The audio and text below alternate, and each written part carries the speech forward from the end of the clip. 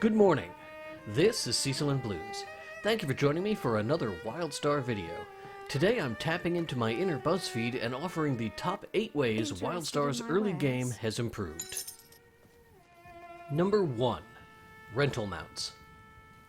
You'll find a vendor in nearly every town in any of the level 6 to 14 zones who will sell you a provisionary mount license for 5 silver. It lasts for 24 hours of game time, and you can just buy another one if you want to put off the cost of buying a personal ground mount, or to skip it entirely and buy a hoverboard later on. Of course, penny pinching is less of an issue because...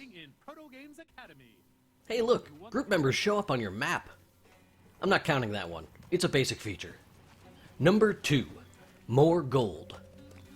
The amount of gold you'll earn while questing through the early zones has dramatically increased, allowing you the freedom to purchase all your skills and experiment with different loadouts, and you'll still have enough cash to throw around. At level 10, I had around 5 gold in my pocket. This will allow you to buy a mount at 15 or a hoverboard at 25.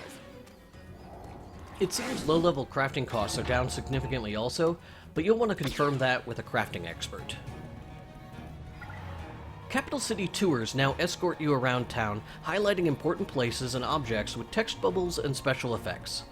If I was going to nitpick, and no one is surprised that I'm going to, it could still use some light voice work to help dial in the attention of the player, or to snap the camera into position when reaching a destination to make sure the player sees what they are being shown.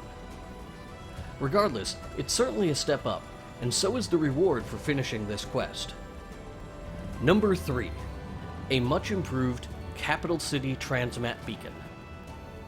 This now has a 30-minute cooldown instead of, was it 14 hours? 20 hours? Some extremely long cooldown that made it previously useless. You are now free to use your regular Transmat to bind yourself to your current questing hub, and always know that you have a way to get back to town quickly if you need to.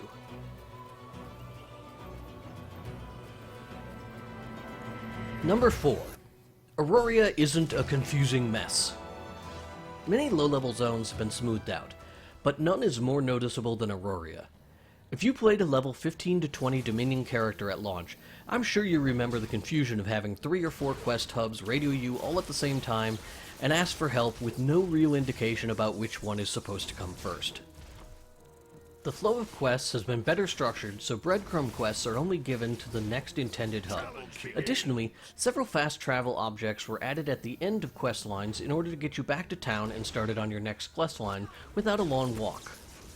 This applies to the primary zone quest path. There are still hidden things off the beaten trail in every zone, including lore objects, exploration achievements, and some side story missions. Number 5. Protogames Academy. This level 10 dungeon is a perfect introduction to 5-man group content. I covered this in depth in a previous video, but it bears repeating. It's worth running this dungeon. In addition to learning Wildstar's group mechanics, you'll also gain 2 levels. Tooltips on seeds show how long it takes for them to grow. Number 6. Automatic unlocks. As of Drop 5, Invasion Nexus, taxi paths and dungeon queues will unlock automatically when you are the correct level. You will no longer be required to physically visit each of these locations in-game in order to use them for the first time. Number 7. A new quest tracking UI. The quest tracker has been greatly improved. What was previously 3 separate UI elements are combined into one slick interface. The challenge UI is gone completely, and the datacron only shows up when an NPC is trying to call you. Challenges and path missions now have a new UI element that pops up at the top center of your screen. Both can be open at the same time, and multiple challenge UIs can be open at once, but it does seem a little buggy currently. They'll overlap or sometimes not open at all. It's still a good implementation, much cleaner than the original UI. Number 8. Same faction PvP. I hesitate to include this last one. I'm not convinced it will have a positive effect on queue times. The best way to ensure that PvP queues move regardless of faction balance would be to have mixed faction teams. That way it just pulls 20 players off the top of the single queue pile, and you get going. But that could have pretty terrible effects on the community, so maybe I should stop talking. My general point today is that Wildstar has implemented a ton of changes and fixes to the early game that will make it more welcoming and fun to players who are experiencing it for the first time. If you've never played Wildstar, or if you tried it out back in June of last year and it didn't really click for you, I say give it another shot with the 10-day free trial. If you're a returning player, that 10-day trial is a 100% fully restored account with no limitations. New accounts will get the standard MMO trial account restrictions placed on them. Now, this video is focused on issues that are better for new players, or players who never reach max level.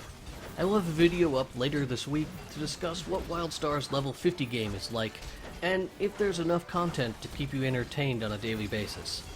The Invasion Nexus update changed that up a bit, so I need to do a little bit more research before I have anything to say on the subject. For the time being, if you enjoyed this video, you can hit the like button, and you can also subscribe to the channel to be notified when new videos are posted. You can also follow me on Twitter at itsboats. Also, leave a comment. A suggestion I make of my own free will, and not under duress from some corporate overlord. Well done, No pressure. You dealt with additional enemies. We all have free will. Have a good day.